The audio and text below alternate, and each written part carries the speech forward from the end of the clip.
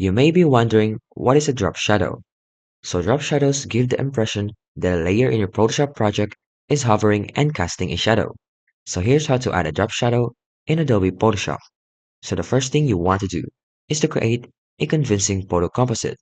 Just add a new element to an existing photo, and you can use a drop shadow to make it look natural. Then, you might want to add and make your layout more legible.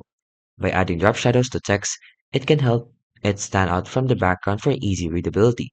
As you can see in the image right here, the text is more readable because it has a drop shadow. It also adds realistic lighting. So when fine-tuning the lighting in a photo, you can adjust the drop shadow settings so the shadows all match. So to add it, first select your Photoshop and select the layer where you want to add a drop shadow. Then, you want to foreground it. Click the FX icon at the bottom of the Layers panel and select the drop-down menu. Then you want to customize it.